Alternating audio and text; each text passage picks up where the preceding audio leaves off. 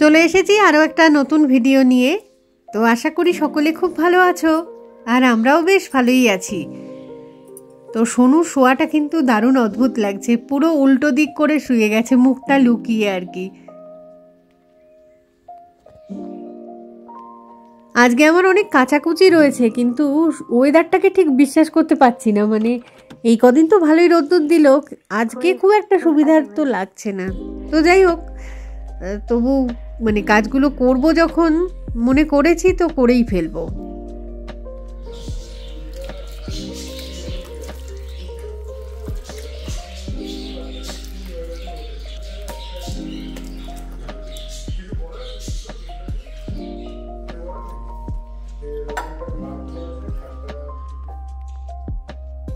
আমি বাইরেটাতে এসেছি কাজ করতে, আর এইগুলোর অবস্থা দেখো, মুখ বার করে দিচ্ছে জানলা দিয়ে। কয়েকদিন ধরেই খুব হাওয়া দিচ্ছে, তো তার ফলে হাওয়ার সাথে সাথে ধুলোগুলো উড়ে এসে এসে জানলার কাঁচে, তারপরে দরজা, এগুলোতে জমে যাচ্ছে। একটু একটু করে মাঝে মাঝে মুছে দিই। সেই কারণে মানে প্রতিদিন এই কাজটা সম্ভব না হলেও সময়ের অভাবে তো সপ্তাহে একদিন তো করা যেতেই পারে। আমি যেটা করি আর কি, প্রতি সপ্তাহে একদিন এরকম শুকনো ন্যাকড়া দিয়ে উপর উপর ঝেড়ে দিই, যাতে ধুলো ময়লাগুলো সব চলে যায় আর কি। আর মাসের মধ্যে যে কোনো একটা দিন একটুখানি ভিজে ন্যাকড়া দিয়ে এগুলো মুছে টুছে দিই। আজকে শুকনো ন্যাকড়া দিয়েই করছি। যদিও আসলে বসন্তকাল আসছে তো, আর বসন্তকাল মানেই হচ্ছে আমরা জানি যে পাতা ঝরার মরশুম। মানে গাছের সব পুরনো পাতাগুলো ঝরে গিয়ে নতুন পাতা গজাবে আর কি। তো পুরনো পাতাগুলো ঝরবেই হচ্ছে এই হাওয়ার দাপটে। বাস্তবে যেটা হয় যে হাওয়ার দাপটে শুধু পাতা ঝরে না, মানে ধুলো ওড়ে আর কি চরম। আজকে ভাবছি সোফার এই মেরুন কভারটাকে একটুখানি কেচে দেবো। আবার চিন্তাও হচ্ছে যে রোদ্দুর ভালো মতো না উঠলে মানে এক বেলার মধ্যে তো শুকোবে না, তাই না? কিন্তু নোংরা তো একটু হয়েছে। সোনু বাবুরা সারাক্ষণই তো লাফালাফি করে এটার উপরে, তবে বোঝা যাচ্ছে না কারণ একটুখানি ডিপ কালার বলেই। তবে ভাবছি যে এই পাপোশের মতন যেগুলো পাতি আর কি, সেইগুলোকে আজকে কাচবো না, একদিনে অতটা হবে না আর কি। ওইগুলোকে জাস্ট ঝেড়ে পুছে একটুখানি রোদে মেলে দেবো। হালকা একটুখানি গরম জল করে নিয়ে তার মধ্যে ভেজালাম জিনিসগুলোকে, কারণ ময়লাটা তাহলে ভালো পরিষ্কার হয় একটু।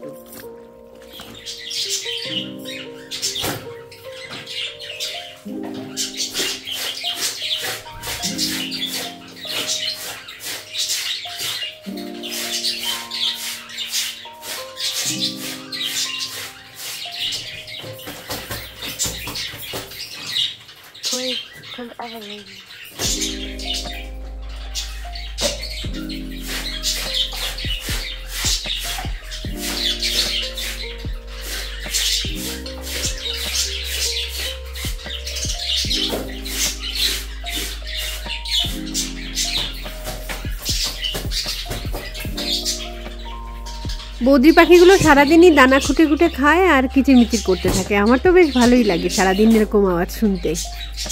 এত মিষ্টি ওদের গলার স্বর। দু একদিন ধরে ওদের খাঁচাটাকে আর বারান্দায় বের করছি না, হাওয়ার চোটে ওদের ওই দানাগুলো সব উঠতে থাকলে বাঙ্কুর বাবা বিরাট চেঁচামেচি শুরু করে দেয় যে সারা বাড়ি নোংরা হচ্ছে ওদের খাবারের জন্য। তো তার থেকে বরং এই বাথরুমে থাকে, ওরা বেশ মজাতেই থাকে আর কি, ঠান্ডা হাওয়াটাও লাগে না গায়ে। নানু বাড়িতে থাকতে নানু যখন চান করতে ঢুকতো বলতো যে এই বদ্রি পাখির খাঁচাগুলোকে শিগগিরই এক্ষুনি বের করো, কেন নাকি ওরা নাকি দেখে ফেলবে সব। মানে এই কথাগুলো ভাবলে এখন আমার এত হাসি পায় মাঝে মাঝে নিজের মনেই। ওদিকে প্রেসার কুকারে বাঁধাকপিটা সিদ্ধ করতে বসিয়ে এসেছিলাম, তো সেটারই সিটি পড়ছে এখন।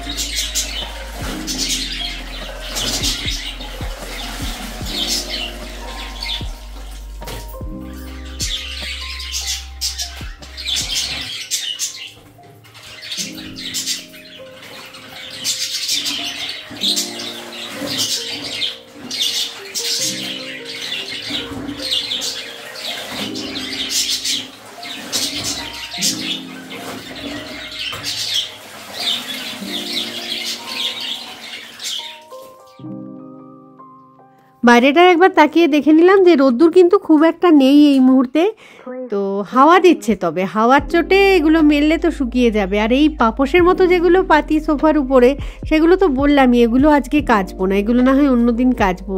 একসাথে সবটা করতে গেলে না মানে অসুবিধা হয়ে যায়। তো এই ব্রাশ দিয়ে দিয়ে এই যে সোনুবাবুদের লোম ঠোমগুলো লেগে থাকে সেইগুলো এর উপর থেকে আর কি ক্লিয়ার করে দিচ্ছি।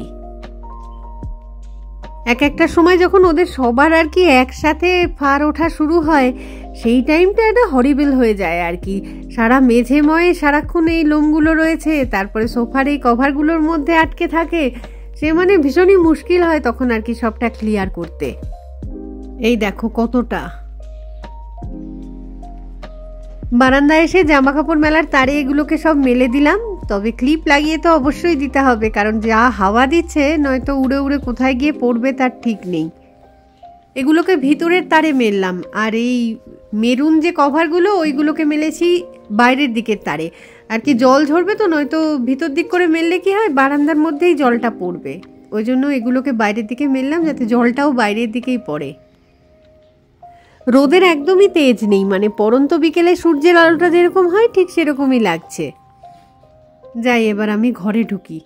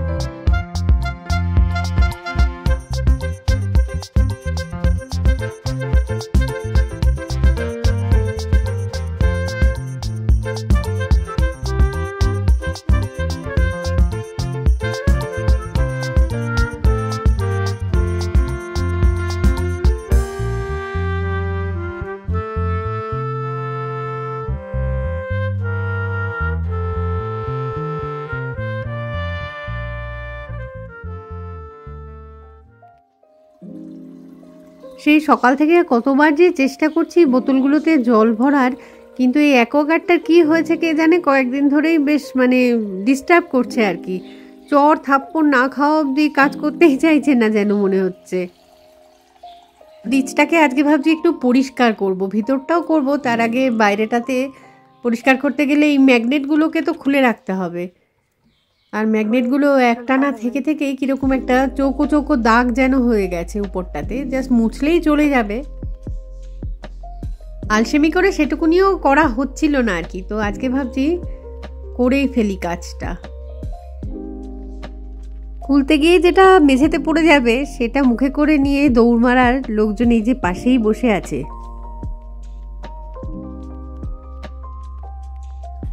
বাঙ্কুর বাবা সবাই মোটামুটি 9:30টার মধ্যে বেরিয়ে গেছে। তারপরে এই কাজ করতে করতে এখন দেখি ঘড়ির দিকে তাকিয়ে 11:30টা বাজে। আমি মানে ভাবতেই পারিনি যে এতটা বেলা হয়ে গেছে টুক করে। চট করে তাই ভাতটা একটু বসিয়ে দিয়ে এলাম, কারণ দুপুরবেলায় 12:30-1টা নাগাদ সোনুবাবুরাও সবাই খায়। নিজে খেতে পাও কি না পাও, বাকিদের তো খাওয়ার জোগাড়টা করে রাখতে হবে, তাই না? ভিতরের কাচের যে ট্রেগুলো থাকে ওগুলো এতটা ভারী, আমার আবার ভয় লাগে যে হাত থেকে না পড়ে যায়, তাহলে একদম বিরাট বিপদ হয়ে যাবে। তো আমি উপরের কয়েকটা ট্রেকে একটুখানি সাইডে রেখে এলাম। এই নিচের টুকুনি শুধু বাকি আছে, এটা একটু মুছে নিই।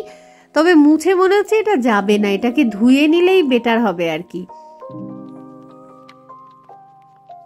কোনো জায়গায় একটু হয়তো ডাল তরকারি পড়েছে, বা কোনো জায়গায় মিষ্টির রস পড়ে গিয়ে একটু চ্যাটচ্যাটে হয়ে রয়েছে আর কি। কাজ করতে করতে তখন বলছিলাম না বাঁধাকপিটা সিদ্ধ করে রেখেছি, তো সেটুকুনি করে দিচ্ছি।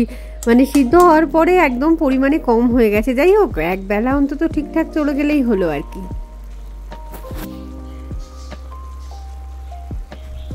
আর গতকালের একটুখানি সয়াবিন আলুর তরকারি ছিল, তো অল্প পরিমাণে ছিল। আমি কি করলাম, একটুখানি ফুলকপি কুচিয়ে নিয়ে সেটুকুনিকে আগে ভেজে নিয়ে একসাথে এই তরকারিটাকেই আর কি বাড়িয়ে নিলাম কিছুটা।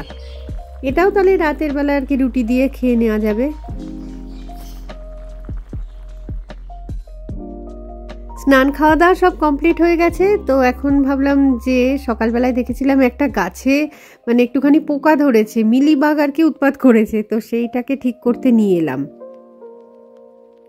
তো এই গাছটা সাকুলেন্টস টাইপেরই একটা গাছ আর কি। তো এটারই দেখো, ভালো করে খেয়াল করলে বুঝতে পারবে, সাদা সাদা ওই যে মিলিবাগগুলো প্রতিটা পাতার নিচে নিচে হয়েছে আর কি। তো ওগুলোকেই তাড়াতে হবে, নয়তো কি করে ওই পোকাগুলো এই গাছের পুরো রসটাকে শুষে খেয়ে নেয়। গাছের পাতাগুলো আস্তে আস্তে কুঁকড়ে শুকিয়ে নষ্ট হয়ে গাছটা মানে বেশি বাড়াবাড়ি হলে আর কি গাছটা মরেও যেতে পারে।